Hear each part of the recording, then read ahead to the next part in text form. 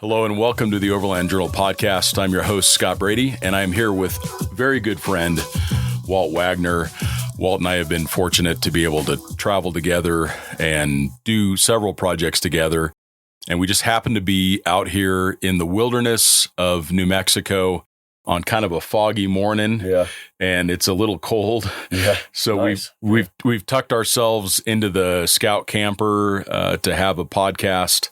We're actually out here testing a skinny guy camper, spending some time with that as well. But Walt, I've just so admired the work that you have done with the vehicles that you work on. Thanks. And the quality of your team and the quality of you as an individual. So I'm just so grateful to have you on the podcast today, Walt. Thanks, man. It's an honor. Yeah. This content is brought to you by Overland Journal, our premium quality print publication. The magazine was founded in 2006 with the goal of providing independent equipment and vehicle reviews, along with the most stunning adventures and photography. We care deeply about the countries and cultures we visit and share our experiences freely with our readers. We also have zero advertorial policy and do not accept any advertiser compensation for our reviews. By subscribing to Overland Journal, you're helping to support our employee-owned and veteran-owned publication. Your support also provides resources and funding for content like you are watching or listening to right now. You can subscribe directly on our website at overlandjournal.com. Thanks, man. It's an honor. Yeah. I mean, it really is. Like, it's been a long time coming, I think. Yeah. Just finally getting to slow down a little bit and enjoy a cup of coffee and just relax and chat, So Exactly. We've talked about doing that for a long time and finally get to the stars aligned. We can make it happen. You have learned so much, not only in your own travels and the work that you've done as a professional, but then also having now built so many customer vehicles through TAV, your company, that you've come away with a lot of insights that I think are really going to be valuable for the listener. I also want to start off by thanking you for your service. Out of high school, you were in the Coast Guard, and then you ended up working around nuclear security for many years. You ended up, we'll just call it that you worked for the agency. The agency. We could tell you what agency that Walt worked for, but then he'd have to kill all of you. So we're going to avoid that. Or Walt actually said it may have somebody after me. Somebody may come after him. So we're going to leave it at the agency. What led you to decide that you were going to stop doing that work and start working on vehicles? Having just done this kind of travel my entire life, just taking what I could scrounge up and build a rack for my little Samurai, put a canoe on. And you had a Samurai? I had a 87 tin top You Samurai. just got even cooler. It's like somehow Walt just got cooler. I love tin top Samurais. That was I might as well have been a 5-door 110. And aren't they like $100,000 now if you try to find one? Man. They're like so expensive. If you can even drive it. It's such an amazing little rig. They are rad. And that was my first 4-wheel drive vehicle. And how cool is that? On our little test drive, the thing spun a rod bearing and it broke down on us. And it was like the guy came down on the price a little bit. So we just fixed it in the driveway. When I was in the Coast Guard, I drove it from Philadelphia to North Carolina, back and forth, that little thing, because I could just get down on the beaches and just see the family and stuff. So that thing had been everywhere, and it was just such a good little truck. And a tin top too. Yeah, it was a little tin top, So I was like, I was in heaven. That thing was so great. Even before the Coast Guard, we lived down in Wrightsville Beach on a sailboat, and we were just on the beach all the time. So we get around on the north end of Carolina Beach, south end of Carolina Beach, and it was like that was our little escape. That was our little mini safari. Yeah, and just back then, you could camp on the beach. You had a bunch of dunes, to kind of hide out of the wind, and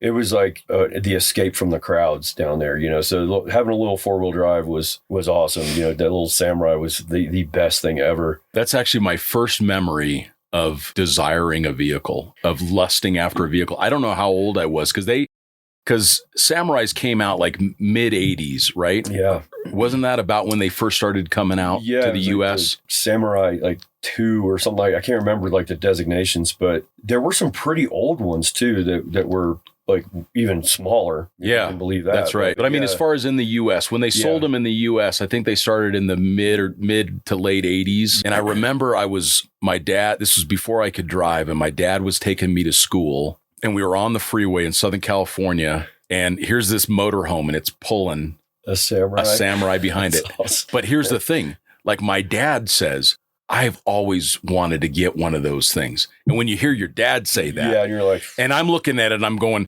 yeah, Dad. Yeah. Like that's the coolest damn thing. Because like when you're a little kid, it's like the ultimate car. It looks like something that looks like your Hot Wheels, and it's getting pulled behind this RV. And I remember that memory like it was yesterday. And it was probably the first time that I ever really like lusted after a 4-wheel drive. And that's why I think I still want a Samurai. It's why I drove one across the Silk Road. I mean, it was a Jimny, the newer version. But so you started off with a Samurai and you started off living in a sailboat. So you want to talk about the school of hard knocks of minimalism. Like, what did you take away from having to travel out of a vehicle so small and light?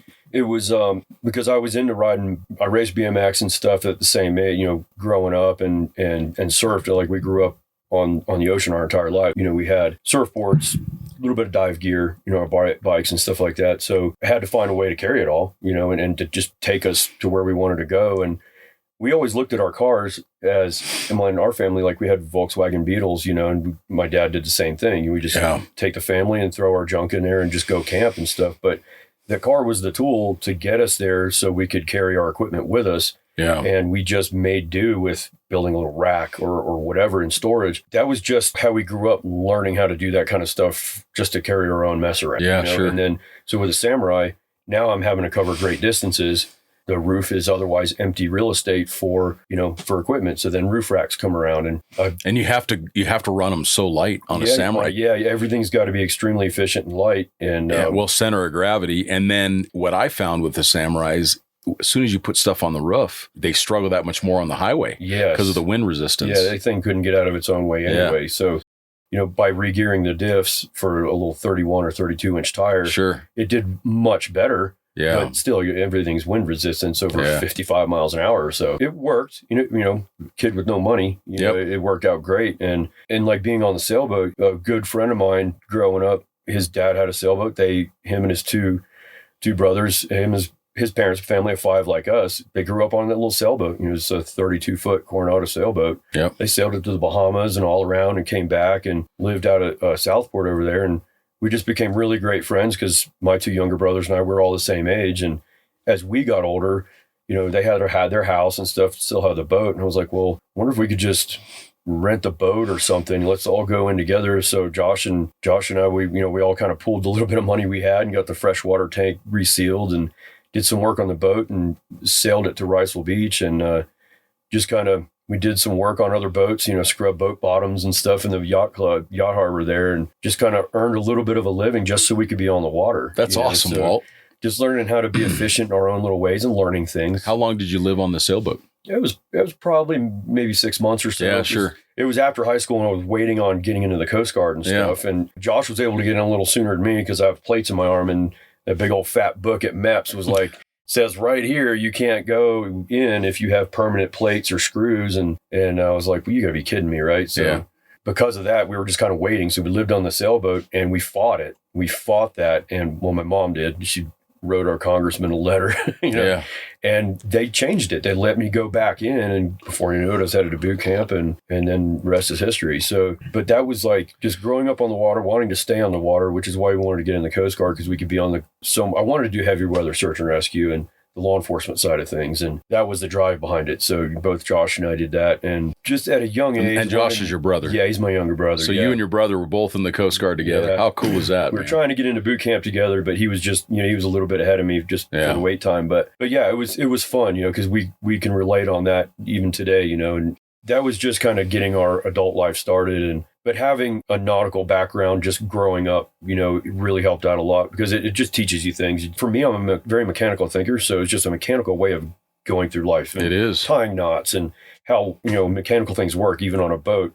And they're so similar. It's amazing. It's amazing when I was doing the Pacific crossing in Kailani, the sailboat, it's like, it's a Victron. on there. It's Battle-Born batteries. It's like, it's the same stuff. It is. Yeah. It's the same stuff. And, Garmin navigation, Garmin systems on there. And so I felt really comfortable, even though I was a little bit seasick at first. Yeah. I felt really comfortable in the environment because everything looks so familiar. The familiarity of it. Yeah. Yeah. And that's what works so well in the expedition industry is it's got to be vibration proof or weatherproof, waterproof, dustproof, all these robust systems, and in the ocean, you've got salt and corrosion in different ways, and sun, you've got all these things that can happen differently. You don't have the high frequency vibrations, but you do still have impacts depending on the sea state, man. It's amazing how stuff can get jarred on a boat. Yeah, it is. It's everything is always in motion. Yeah. 100% of the time, whether it's calm, everything's in motion in every direction. Yeah. So learning how to stow gear and even cook underway, it's just a different way of doing things. But then when you look at this industry, you can kind of there's a very good crossover to all of that stuff. And that was just where we were brought up and what we wanted to try to see, that if we could offer something just a little bit different in this industry, just with my background that kind of led into the later background, which was an immense amount of driving, both in a tactical setting, but then tractor trailers, any kind of vehicle. And there's a lot of crossover there. And even in the Coast Guard, that's where a lot of my really complex recovery started, because I was running a crane on a buoy tender and running, pulling a buoy up out of the water. Well, the ship is moving. So you're running cross-deck winches, compound poles coming up and then across at the same time on a moving ship. You've got these different joysticks in front of you, literally running a cross-deck winch with this one, coming up with a crane over here, and then running the other one with my chin to try to get the cross-deck to pull this way. So you're doing all of these things at the same time while watching a spotter. Wow. Because the spotter can see on the deck what you can't see running a winch control, which carries directly over to four-wheel drive vehicles. It does. And learning to trust your spotter. Exactly. And it's one of those things that is so very important when you're driving an off-road truck or anything, and understanding how traction works and understanding how certain simple concepts work that can be overcomplicated very easily in a recovery scenario. Yeah. Because you've got all these immense amount of tools to your disposal. Well, which one do I grab first? Well, can I just back up? Let's start there first. Like, why am I stuck? Why am I here? Yep. And it's a lot of folks want to just get a little hyped up because now they are not in complete control and they're feeling embarrassed. Everybody wants to jump in. That's right. Yeah. They may feel embarrassed or whatever the case may be, or they may feel nervous that they're going to get stuck worse. And you see it. People they'll start to get bogged down. What's the first thing they do? Go to the floor with the throttle. Yeah. So now they just whiskey throttled it. So now, what was something that they probably could have backed out of. Yeah. Now they're stuck. Yeah, you're right. Like, start off with, can I back up a little bit? Or even before you even start to move, you just back off, you get out. First of all, have I aired down? If I haven't aired down, I'm going to air down right now. Right. Do I have traction boards with me? Yeah. Let's get the traction boards underneath the tire. Because what'll happen is they'll get nervous and then they'll put it in reverse. They'll try to get out. Now they're dug in even deeper, where if they had just stopped and reassessed. Yes, exactly. Let some air out of the tires. Let's dig out a little bit from behind the tires so that you don't not have this ramp you're coming up. Let's slide in some traction boards if you've got it. And then the next thing you know, you're out. Yeah. And it was no drama. Yep. But if you just whiskey throttle the thing, now you're up to the frame. And you're digging like you become a YouTube video. That's right. Exactly. Exactly. Yeah. I think it's kind of just learning how to think and process through something like that, and understanding the tools that you have, but understanding when to deploy that and understanding the risk that comes with every one of those tools that you use. Like you said, you may have to go through where you just got stuck at, but if you can stop before destroying the environment you're in, whether it's sand or mud or whatever it may be, if you can just stop, reassess, and be like, we need to approach this differently, then you give yourself that opportunity to do so. Yeah. But you have to have gone through that first to understand that that's what it takes to get yourself out of a scenario like that, or a group of people through or out of a scenario like that before you even get into it. Like, we know we're going to have to winch through this spot. There's a huge boulder here that we can go to. We're going to have to get everybody through here so we don't just destroy where we're at and tear up the trail or tear up the trucks or whatever. Yeah. Learning all of that, a lot of that stuff in a very different environment on the water, on how how being complex and trying to solve a problem by overcomplicating it, like with all these different compound winching devices, that was a very necessary tool to use for what we were doing. Yeah. So that was common practice, but you didn't always have to do all these different things to pull something out of the water.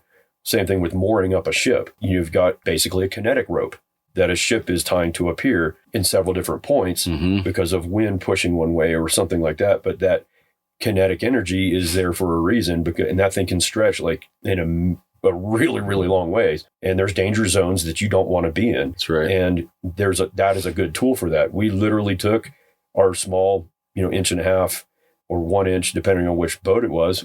When the Coast Guard would get rid of some of those mooring lines, we had to throw them away. Well, you can make recovery rope with that. That's what a bubba rope is, or any of those. What it is. Yeah, what we call a KER in our industry, kinetic energy recovery rope, is typically a dynamic mooring line. Yep. Like on my sailboat, I have mooring lines that I use that are dynamic, so that the boat isn't getting jarred constantly in because the boat is in Arizona. We get heavy monsoon weather, and it can get really kind of whacked around in the slip. So you've got to have some give around that. And for pulling sure. from all the other angles too, That's right. Supporting all sides. And it's just like that with your 4-wheel drive vehicle, it's way more forgiving, and you've used the right way and attached the right way. It's an extremely effective tool. And a lot of people don't go to that, or they go to the wrong thing, like a chain or something like that, and you're destroying other stuff. Learning all that stuff at a young age, and applying it and seeing it in a very dangerous and real world scenario just started to pave the way for some of that stuff. I can see, Walt, and that's one of the things that I wanted to talk in the podcast today. Is one of the things I've really noticed about your projects is that you focus on reserve capability. I think that as travelers, as overland travelers, and the more remote we get and the more unpredictable the terrain is that we travel on, that we have to be mindful of, do we have reserve range, which means have we considered how much range we have? Can we get back if the vehicle has a mechanical problem, or if the trail is completely blocked and we have to go back the direction that we came? A lot of people will think, do I have enough fuel to get from point A to point Z? But what happens if along the way the road is completely washed out, or like what just happened in southern Utah, where they had these incredible floods, which not only blew out roads completely, or the rivers were so swollen there was no way to cross them. So you could make it 80% of your way to point Z, and you have to turn around and come back out. So do you have enough fuel to do that? And now the conditions have gotten so much worse, and the road's blown out, and there's water on the road. The rocks are now wet and muddy. Do I have reserve capability as well? Does the vehicle have enough capability to get me through these kinds of scenarios? And then the last thing, of course, which is the reason why I want to talk with you a little bit later about full-size trucks, is reserve capacity. Is the vehicle right up at the limit of its payload, which means you're on a trip with a couple vehicles, one of them breaks down. Now you got to load it up with extra people and extra gear. Are you now way over payload?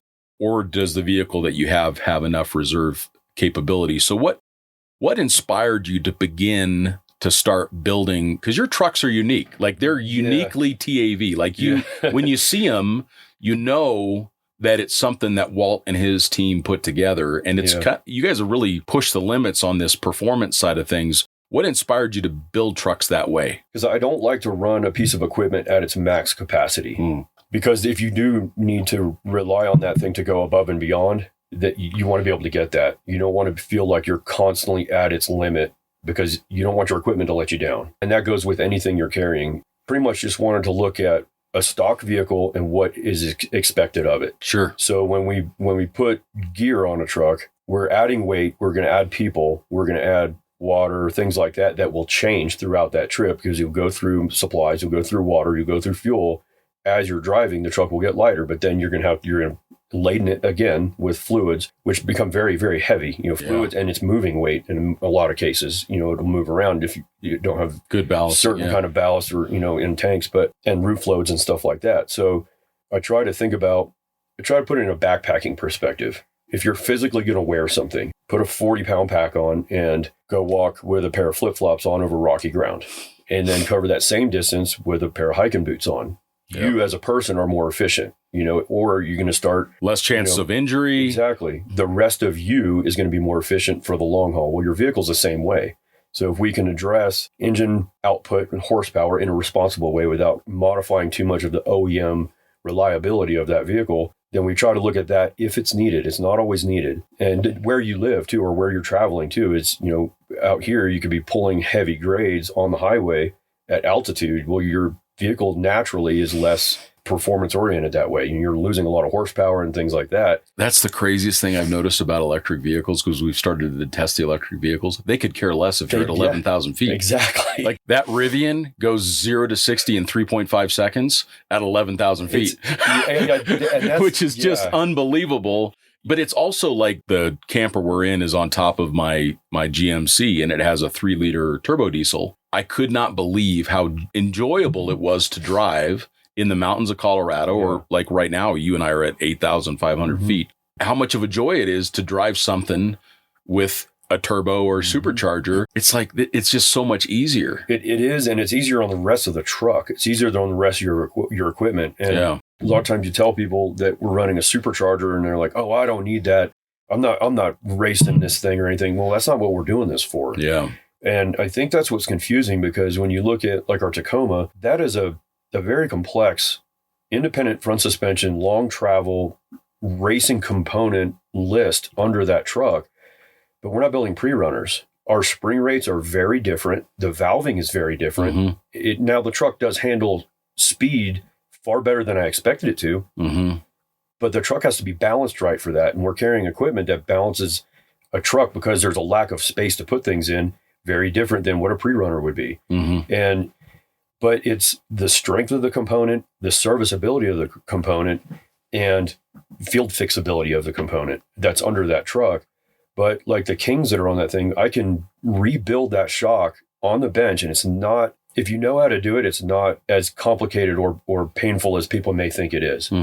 But that is such an important aspect of making that thing handle correctly at speed on the highway, down a dirt road, or even just sand, because you need composure under heavy compression. Like when we were in Baja, you got to climb a real long dune. Well, in the middle of that climb, first you're going from gravity pulling you straight down, and you're pushing that momentum into a transition at the bottom of a dune. So what is your truck going to do when you hit that transition? And now you're moving up. You're going to be losing speed, creating more drag through sand. So horsepower comes to play through momentum. Momentum and speed are different too, which people may not understand. But so you don't want to just hit this thing 40 miles an hour, right? You got to kind of understand, and it's okay to not make it to the top the first time. Just go as slow as possible, but fast as necessary. Yeah, I love that old Land Rover saying. I think it's a good one. It makes so much sense. It does.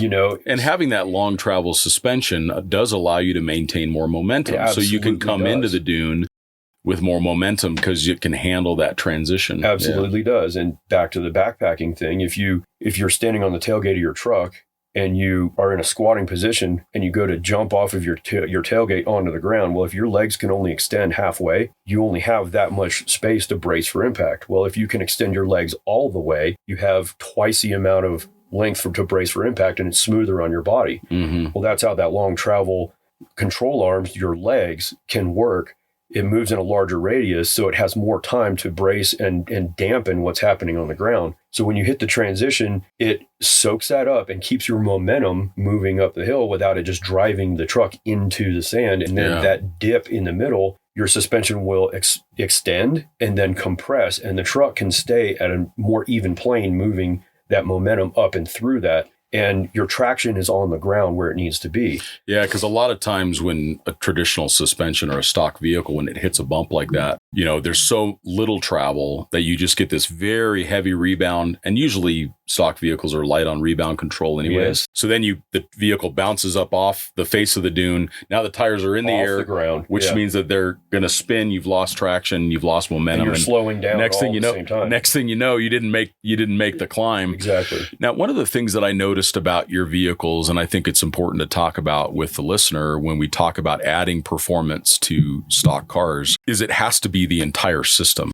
One of the things that I'll see oftentimes is someone will put like call it a King shock or whatever. They'll put some race style coilover on their vehicle, but they've done nothing else to address the stock suspension. So they'll have they'll have the original jounces on the vehicle, like rubber, single stage jounces on the vehicle, or they won't upgrade the other suspension components that can be compromised when you start to drive faster. So I think one of the keys to it, and I do see that in your builds, is that, all right, you've added, improved damping capability. You've addressed the spring rates that you need for the load, but then you'll also add additional suspension travel by going with a wider track or a long travel kit. And then I'll also see that you'll run progressive jounces on there, or maybe even hydraulic jounces on some of your builds that I've seen. So that way you're continuing to address, and then you're like, all right, what's the next point of failure? CV axles at those angles. So you run stronger CV axles. And then I noticed that you'll run upper control arms that have additional range of motion so that you're not binding up the knuckles and the various joints on those components. At what point do you feel like, when you're giving advice to someone that's building a vehicle, how do you help them navigate through that decision process of, am I building for performance? And how do you help them understand that this is a very expensive endeavor? If you're going to do it, you have to do it right. You can't really go halfway, even though we see a lot of people do that. Yeah. And to no fault of their own, it's just, they're going to a facility to buy a component. Well, it's the person at the facility that has to have an understanding of what that person needs. There's a lot of really great companies out there that make really good parts and components, but not any one part number out of a catalog for a suspension kit or whatever it may be is right for everyone. Yeah. Most people's needs can be very similar, but in a lot of cases, they're very different. And I didn't want to have like a good, better, best approach to what we were doing, because I don't feel like it applies that way. I kind of wanted to set up a stage setup to where, like, our stage one is a grouping of components that I know work really well together, and they're ordered to work together. Like when we order Kings and Radflows, we work with Radflow too. We can do the exact spec of coilover or shock based off of what the truck has to do. But that doesn't happen until I've spoken with that person and I know how they're going to use the vehicle. I know what they're going to put on it, how often they're going to drive, where they're going to drive, because that tells me what the truck has to do. But now the spring rate has to be correct for that. So we'll order, if it's a leaf spring, we'll order those springs specific to what it's got to do. But then the shock internals are, the shock companies get a build sheet from us on what, and this is a baseline to start from, because we can, if it changes drastically, we've been able to pull the shocks off of a vehicle, say a camper changes, and rebuild them on the bench and revalve them and even freshen them up, wiper seals, bearings, things like that, hose fittings if we need to. You can completely build the thing on the bench, and it's there for the life of the vehicle. Sure. And it can change as a person's needs change and the trips change over time. I want to kind of initially find out how they're going to use this thing. So a stage one would be a more of a simple approach, a lighter vehicle, maybe some bumpers, weight that's going to live there all the time on the truck. But they don't plan on having like rooftop tents. Well, and you can even do that. There's a certain kind of balance that I don't want to go past for that particular stage. But it's stock width vehicle. We're going to run no larger than like a 33-inch tire on a Tacoma or 4Runner. A stage one on a Tundra, you can run a 35 very comfortably, and it absolutely changes the way the truck drives for the good. It's amazing. Yeah, there's something about once you get to 35s on a full size, everything gets so much easier. It's crazy. Ride quality gets better. Yeah, on the the pavement too, like everywhere. It's what's physically touching the ground. So if that can support what is above it, then it's all about support. And, I've noticed on the GMC, as soon as I got 35s on the truck, it does so much better on the trail. It does so much better on corrugations because it's a larger diameter tire. When I air it down, the ride quality improves so much more. Which translates into the rest of the vehicles. It really does. Beat up. It really does. And I think that the same is true for 37s on a full size. 40s become complicated. It doesn't mean that they aren't a good choice for some people. I think that they really are. But it starts to get complicated because the vehicle gets so huge that you can't kind of drive traditional trails with it. Yeah, and it absolutely depends on the platform that it's on, and it's got to make sense, and it can. It absolutely can make sense. It's got to be considered for what the truck has to do. Like, does that size makes sense for what this truck's going to be and what it's going to do. Because it makes them incredibly capable. Oh yeah. Like if you see like a Prospector XL on 40s on the trail in Moab, it's incredible. And air down too. It's like, it's incredible where they will go. It's just important to remember that you have now a much wider vehicle. So there are trails that are just, it's going to be too tight. So just kind of going into that knowing. Which is another big thing about like the long travel stuff, you know, like the stage 1 is stock width. The long travel, like our stage 2 is, we'll use a Tacoma, for instance. Tacoma and 4Runner are pretty similar. It's like, it's 2 inches wider per side. And that's just the components that we use, you know, through Total Chaos. And their control arms are 2 inches longer. There's a spacer that goes on your tie rod. Everything is just lengthened 2 inches per side. So your track width now is just a little bit wider, but there's a lot of pros that come with that. We can lessen our CV angles. And like if you look at my Tacoma, because the CV axles are longer. Yeah, they're longer, so it's a larger radius that it moves in. So you don't have to. So when people look at lift, we don't lift a vehicle to say 3 inches. The Tacoma on 37s is at 0 inches of lift. It's just adjusted in a way to support its weight at a certain height. It's zeroed out, kind of like zeroing a rifle scope, say for 100 yards. Sure. My point of aim and point of impact needs to be at 100 yards. So you're zeroing your scope for that. And you can zero a scope for 1,000 yards. Same thing with our spring rates, or what the truck has to do. If it's on 33s, it's zeroed at a certain natural stance is a little taller because the tire is taller and the spring rate is heavier. So the truck's not going to sag under its own load as much. But you can have preload on a coilover the exact same amount. But if that spring rate is heavier or less, the truck's going to naturally stand higher or lower. So we make that proportionate for the load that's on the truck, the tire size that has to move a certain amount of inches in compression from way it stands to a certain amount of inches of extension. We want to be somewhere in the middle. So you have room for compression when you hit something, or you have room for extension when you hit something. But a lot of people with these mid-travel systems, it's stock width. But when you preload that to get your lift, you have almost no extension travel. It points your control arms down, which now that radius is shortened because it can't point any further down. And the leverage on it is also very high because you have to get it to start to compress. Correct. You have so little extension travel, you're constantly topping out, and the ride quality is terrible. Yes. So making sure that you don't overlift the vehicle. Like, for example, on my truck, I do plan on upgrading the shocks here in the very near future, but it's not so I can drive any faster. I mean, I've got my house on the back of it, so I'm not going to drive any faster. I just want it to manage the load better. And I'm actually not going to add, I may end up adding maybe about 20 mil of lift. It'll be about 20 mil taller. Which is very reasonable. Yeah, which is a really small amount. Yeah. Because this truck is already 2 inches taller from the factory. The AT4 has a 2-inch lift. So I don't want it to be, end up being about 2.5 inches of lift over a standard GMC. But what I do need is much better damping. And I need more fluid volume because these Ranchos that are on here, they just aren't working. They don't control the load. They're fine in a stock vehicle, but I need something with firmer valving so that I can manage the load. And that's why I'm changing the suspension. But I think helping people understand that if you put an improved suspension on a stock vehicle and you haven't changed the track width, you're not putting that suspension on there to drive faster. You're putting that suspension on there to manage the load better and to be more comfortable. And if you do make a mistake as a driver, which we all do, we all write a check that maybe we can't cash sometimes, and you do have a hard hit, you have some of that reserve performance. What I see oftentimes is that people will just add a coilover onto their Tacoma and they now think that they've got a pre-runner. It is the furthest thing from a pre-runner. All you've done is you've just given yourself a little bit more capability when things go wrong. You're exactly right. I think there's a misconception there that like, well, I've got Kings on this thing, or I'm running rad flows on this thing, I can blast through whatever. Well, no, that's not. There's a lot that goes into making a truck handle itself right at speed and balance and things like that, and composure. It may be the exact same, like a King on a stage 1 is the same quality King as on a trophy truck. It's just different dimensions, and some added components on that, like bypass tubes and things like that. But overall, it's the same materials, that make it the quality that it is.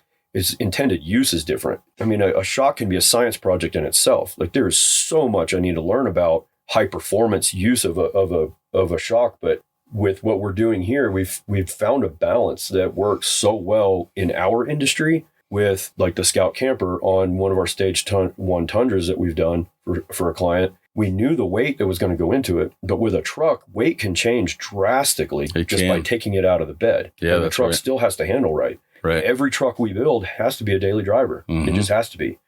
And because most people do use them absolutely in that way. Yeah. And they got to be safe and comfortable and, on today's highways and roads, but then you want to be able to rely on that to take you out into the bush. So there is a fine line to walk there when you start talking about long travel stuff, but it can be done, and that's in the spring rates and the valving and stuff like that. But like kind of going back to the good, better, best, a lot of folks think that, man, I got to have your stage 3 because that's got all the best stuff on it. Well, it's just an addition of a component. You can have a stage 1 and work your way all the way up to a stage 3. The stage 3 just kind of collectively groups engine performance, drivetrain, which is in the gearing, and that's when we can introduce lockers.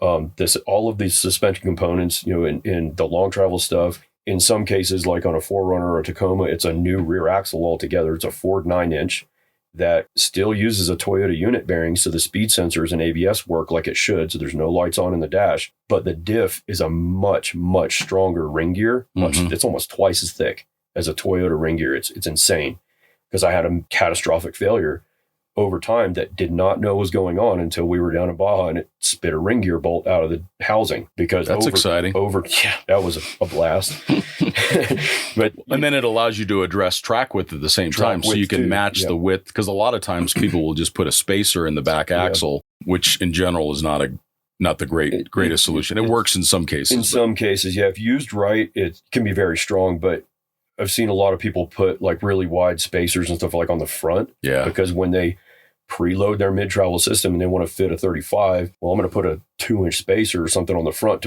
because when you do that, it draws your track width under the truck. That's right. So they try to space that back out. Now your scrub radius on your steering is all thrown out of whack and you're hitting all kinds of other things. Like on our Tacoma, I've got a full width Ford 9-inch housing, but I've got a 1-inch billet spacer to make the track width almost identical to the front. And I can fine tune that. The strength in that is, we put one on somebody's 4Runner and it's stronger than the axle it's mounted to. Yeah. Like they got hit in a T-boned in an intersection, it ripped the axle out from under the truck.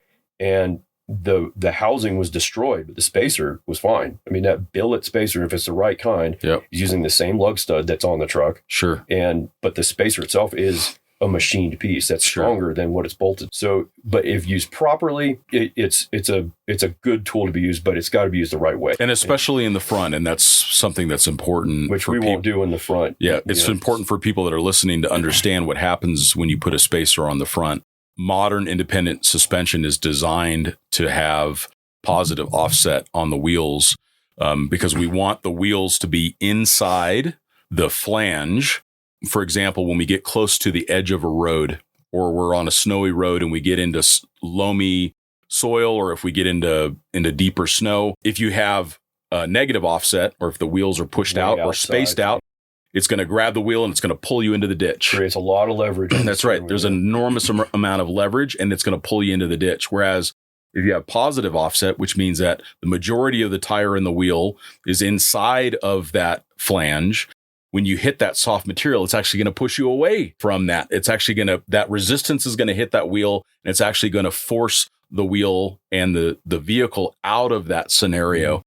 So it's a huge safety issue. When I see people running negative offset wheels, I don't know. I think that they just used to do that with old CJs and stuff. And maybe it's a legacy of that, but there's a reason why wheels are positive offset and they stick in, they push inside the wheel well like that. And the wheel is very flat and there's not a lot of negative offset and it's a safety issue. And so when I see people running spacers on the front, it's one of the most dangerous things you can do for the handling of a vehicle. It is. And another thing, the tire's bigger too. So you've got more contact patch on the ground, which is going to want to grab whatever's under it. That's right. Know? And another thing too, like if somebody's going to run an aftermarket wheel, a lot of the aftermarket wheel companies, the OEM wheel is a certain width, bead to bead. And when they want to run a bigger tire, you can be up against your control arms and physically scrubbing on the control arm on your sidewall, which is not good. Horrific, yeah, not good. So the wheel companies, because the width is bead to bead is a little wider, like 8-inch or like 9-inch.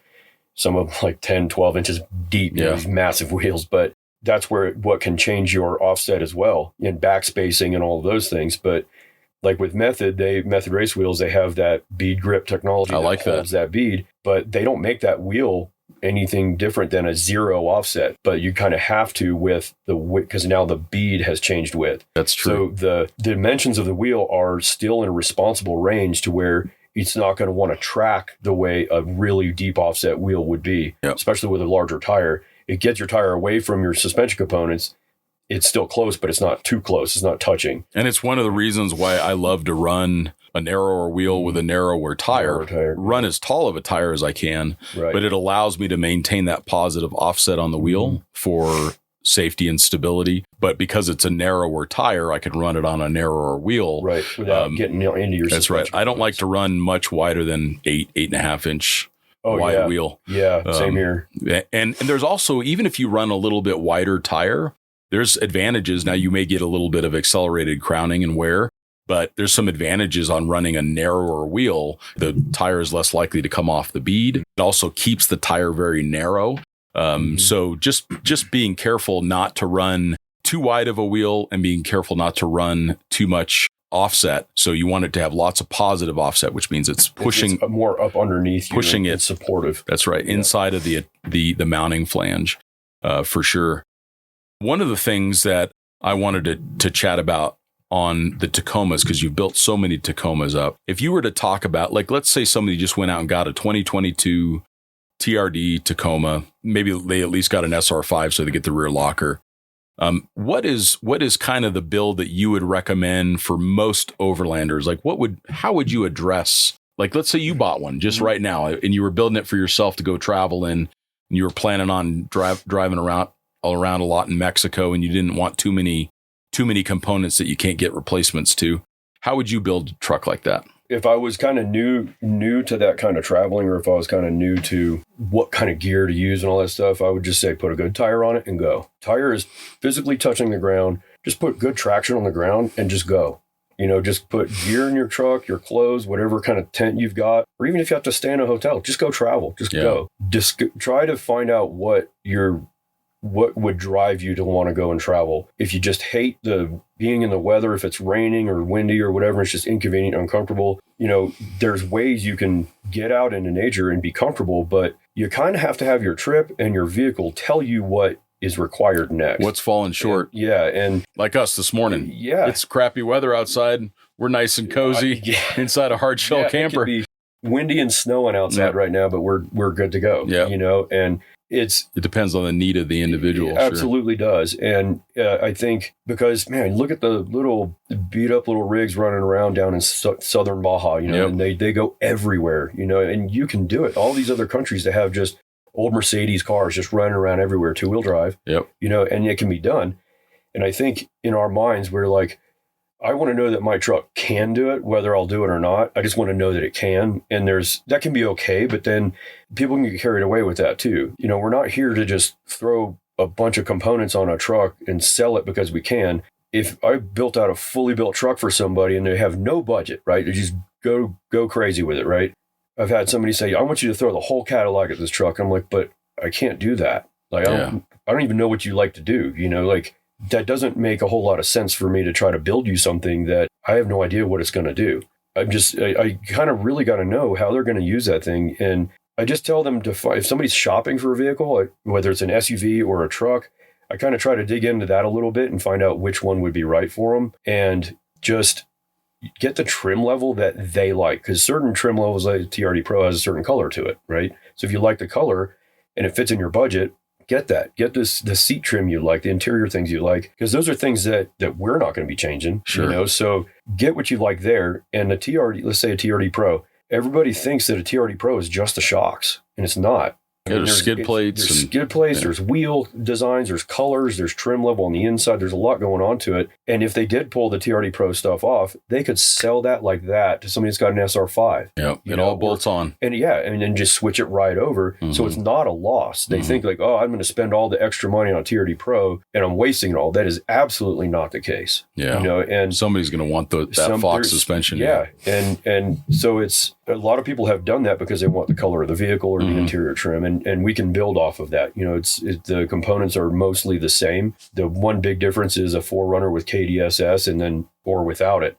There's ways we can still make the KDSS work. If it's long travel, then we just bypass it and we do a mechanical sway bar in the rear and it handles amazingly, because all of our spring rates are heavier anyway. Sure. So, but, a lot of folks are like, well, should I get it with or without KDSS? I mean, it's all, a lot of that's personal preference, but that's, I think, kind of going back to your question is if somebody just doesn't know, or what I would recommend first is just put a quality tire on it and just get out and drive and explore and enjoy it for that. And then put the equipment on the truck. If you're going to be putting stuff on the vehicle, I would start with whatever camping equipment you're going to use, what you're going to carry with you. Put the weight on the vehicle first, because then it's going to tell you immediately that maybe your shock dampening is too soft or your spring rates are too soft. As you're doing that, and you're going to put a couple 100 pounds of bumpers on the front and back of the vehicle, then we can look at what kind of weight's going to live on the vehicle, and then we can address the spring rates and the shock valving and stuff like that. So yeah, smart. It's not what everybody wants to hear, because somebody buys a car, they want to lift wheels and tires because it drastically changes the way the truck looks. The look can come with it in the end if you make it work right. And I think that's, like you said, there was a certain kind of look with the trucks that we're building. We're not building a truck to be in your face and like, look at me, and this is a loud, approach to a expedition truck. Like, I want to build it to work. Like old Camel Trophy trucks, old Defenders and Discoveries and stuff, they were stock. Yeah. And they had roof racks and all this gear all over them. They were built for a challenge. They were built to navigate through certain things. Well, that's where that people started to build for a look of that. And if you continue to just build the truck to carry your equipment and the gear and things like that to work right, then that look will come with it. And it's just a harder way of getting that look. And it's interesting how little we need. When I started driving this full-size truck, and we're going to talk about full-size trucks in a second, but I had not driven full-size. I'd never owned one. So I thought, you know what, I'm going to take my own advice and I'm going to do nothing to this truck at first. And I did. I drove it stock, and I drove it off-road stock, and I towed with it stock. And then I realized, okay, it does need a slightly taller tire. So then I went to about a 33, and I still wasn't happy with the tire diameter. And I'm like, I wonder if I can fit a 35 1050 on there. And this truck that's underneath us right now, it's a stock vehicle other than the 35 1050s on AEV wheels. But I am realizing now that the Rancho shocks, they're underdampened for the truck and the weight that I have on here, because I'm right at gross vehicle weight rating. Because I'm right at gross vehicle weight rating, I can't add any other modifications. I can't add a winch. I can't add bumpers because otherwise I'll be over on payload, which is something that I think is really important to stay under. So you're right. By taking it step by step and learning as we go along, we do recognize that, like, first of all, we don't need half as much as we thought we needed. Absolutely. And also, like, all of that stuff costs money. So it takes us away from traveling and spending money on gas and tacos and stuff like that. So gas is a big issue. It is. It's expensive part of any trip. It's an expensive thing. So you yourself have started to migrate from Tacomas and smaller vehicles to the full-size trucks. What did you feel was the motivation for you to make that change? I think because we have to use these trucks as a tool. Like, we've got to do hauling. Like, I've got to be able to put a truck on a trailer and haul it. And when we first got the Tacoma, that was the only pickup truck we had. So we built it to support the weight that was on it, but we were usually traveling for, like, to set up at a show. So we were carrying way more stuff than we would normally camp with, pulling a trailer with gear in it, stuff like that. But I was just killing the vehicle. Like, I knew it wasn't set up or designed to do that, but we had to, it was all we had, so to travel around and do these events and stuff like that. But when we would travel to camp and explore, we were way lighter. A lot of times we'll go somewhere, we'll see something we want to bring home with us. We want to have somewhere to put it, and it's fun to be able to do that. A piece of driftwood, something, and you want to throw it on the roof rack. A lot of times our roof rack's empty. Like on the Tacoma, there's one Zargus case with recovery gear in it. The other side's got max tracks on it, but I can throw those anywhere. I've got real estate for my piece of driftwood. Yeah, sure. or anything. Yeah, sure. And like on the Ram, the roof rack is completely empty. So it's just usable square footage that's like keeps the truck light, because we're not just loading it down with stuff that we might use one day. Now, recovery gear is different. There's stuff that should go with you, but to a certain extent. I like to plan or pack per trip because every trip is a little different. Sure. It's just what my background was. We couldn't take stuff that didn't do anything. It had to perform either our duties or our personal gear, like clothing, for the trip. And that was kind of it. This is really no different. And that's the same approach I'm trying to take. Like on our Tacoma, we've got the Bowen custom bed now with all those compartments. Well, I think half of them are empty because I don't have enough stuff to put in them. I have a house battery in one for the camper, air hoses in one, and I have a couple tool rolls in one, but all the other ones are empty. And it's nice because you don't have to fill up all the space. Exactly. You really don't. I think that's what a lot of people like to do, because they can create, there's so many good companies that make drawer systems and all these different things that create usable storage. If there's an open space, they'll fill it, and that's the old Parkinson's law. Bureaucracies and overland vehicles will be filled to their capacity. We got to be able to say we're going to leave this stuff at home. Yeah. But I do think that we're seeing more and more migration to full-size vehicles because the payload of even a 3/4 ton Ram, for example, can be twice that of a Tacoma easily. And if you go to a 1-ton Ram, it can be the whole weight of the Tacoma can be the payload of the truck. Right. So these full-size vehicles with the aftermarket support that we have now, they're more capable than they ever have been. And I think a lot of people forget that 99.9% of trails in this country are driven by full-size trucks. What is the Forest Service driving around? Full-size. They're driving around a full-size truck. Yep. When you go along the border, what's the Border Patrol driving? Yep. Sometimes they do drive Jeeps, right? But for the most part, they drive power wagons around full-size trucks. Yeah. And if you see Fish and Game out and about, what are they driving? Full-size trucks. So there are trails, no question, they're rock crawling trails, they're extreme trails, and those are designed for much smaller vehicles overall. But the majority of traveling routes that we're going to do in the backcountry are designed for a full-size truck. Yeah. You may end up with a little bit more pinstriping, but for the most part, they'll fit, and they're not doing any additional damage to the trail because they're already being driven by ranchers and people, hunters that have full-size trucks.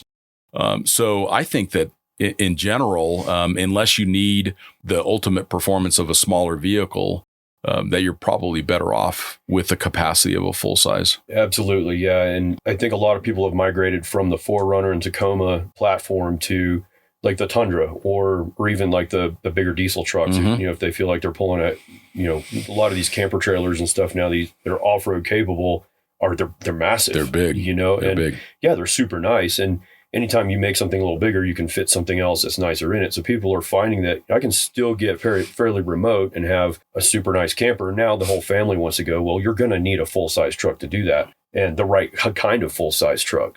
And another cool application I'm seeing more and more of, Paul May from Equipped is doing this, and Matt Swartz, who does some editorial contributions for us.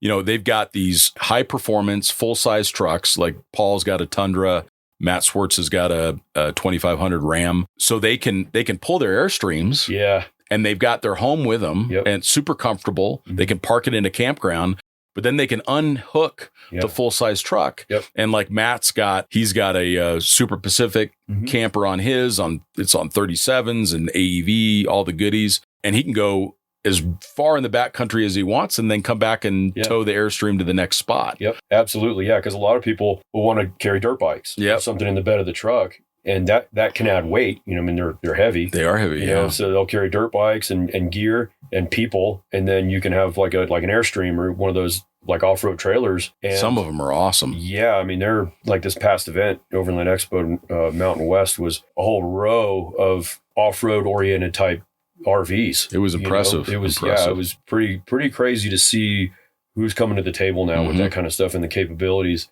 And it's not just from Australia or South Africa anymore. There's a lot of stuff built here in the U.S. that's like that too. In the U.S., you can see very drastic differences in terrain. Especially in the Four Corner State. Right. But then you can be on both the East and West Coast and see what that's like. And you can do all of those things with like one of those trailers, for the most part. Yeah, but it's you need amazing. the right kind of truck to take you 2 days down I-40. That's right. To get there. You know, and they're so comfortable. These full-size trucks are so comfortable. They'll spoil you, man. You're just like, I don't know. I feel like it's a total Cadillac. I mean, it's like I can turn on the air conditioned seats and everything else. I'm getting soft, Walt. I know. We got to get back in the FJ40s. We got to get back in our FJ40s and give our spine an adjustment. Yeah. Walt, I so appreciate, it's amazing. We're already at an hour talking about this stuff, but I so appreciate the work that you do. TAV is you guys are very thoughtful about how you support your customers, and you build some of the coolest damn trucks that I've seen in the industry. How do people find out more about you and TAV? It's very important for me personally to be face to face. I try to get out to as many, like we do all the Overland Expos because that's a place for everybody to collective, brands and then people to get together to be face to face with and see this stuff in person. So we try to do that as much as we can. And we try to travel. Like we want to see people out in the field. Social media is a huge help for a small business like us, like Instagram, at TAV, try to make it simple, at TAV LLC on Instagram. My buddy Matt is our marketing director. He does a great job. He does an amazing job. And, he's trying to paint the right picture and still make it entertaining. We're trying to just be as educational as we can. Sure. So it's very important to have that interaction. We try to do our best, it's just to relate with everybody that we can. And we're always going to work hard for you, and just try to get what you need. If it's not going to, if it's just not something that we would feel comfortable doing, it's not any disrespect or anything. I'll try and get the right person involved for you on a build, but there's a very specific way we're trying to go about this. Yeah. And to keep our name attached to it, I want it to stay consistent and stay within our wheelhouse on what we're doing. YouTube for us is literally a means of just trying to educate folks on what we just did on this build, like from front to back, because that will resonate with someone. And Josh and I literally just did it with a cell phone, and, we're just trying to answer questions and, and get that. And people seem to love it, and it helps build us up like, okay, cool. People are liking this, so we're not wasting our time. Right. Yeah. So, because we wanted to answer the questions, but I couldn't keep up with the different places they were coming in at. Yeah, sure. So if I can just do that in a quick video, and Matt's trying to get that edited a little bit better to where it's not so painful to watch, but he's doing a great job on that, and we're trying to graduate from just a cell phone, video, but it's really just there to get information out. And, you guys are doing such a great job of that, making sure that people follow you on social media as well and get in touch with you if they've got some questions. And I think one of the things I want to close with, and it was before we started this conversation, but we've both lost our moms in the last couple of years. And you said something to me that I think I just want the audience to hear. But you said that every time you hugged your mom, you hugged her like it was the last time you were going to hug her. And I think that for those that are listening, maybe think about that the next time you see your mom or your dad or your uncle, aunt, whoever in your life that you really care about. Remember to hug them like it's the last time you might do that, because everyone you're close to. Yeah, because we don't know. We don't know what's going to come next. And a lot of us are traveling. We travel for long periods of time. We may not see our loved ones for months at a time. And it's just so important that we hug the people in our life like it's the last time we're going to see them. Absolutely. Yeah. And I think it's something that it can just be taken for granted, and everyone just gets so busy in their lives and work and travel and things like that. It's just important to kind of rein your brain back in and hold that kind of stuff dear, and it's because you can't undo it. Yeah. And a lot of us are doing this so we can spend time with our families. That's right. And we invest everything we have in our life to be with our families. And that part of it is the pinnacle, that is the most important part. It is the most important. So the relationships that we have in our life. So thank you all for listening. Remember, hold the people that you love a little tighter next time. And we'll see you out there on the trails. That's right. Thanks for listening. Yeah. Thank you.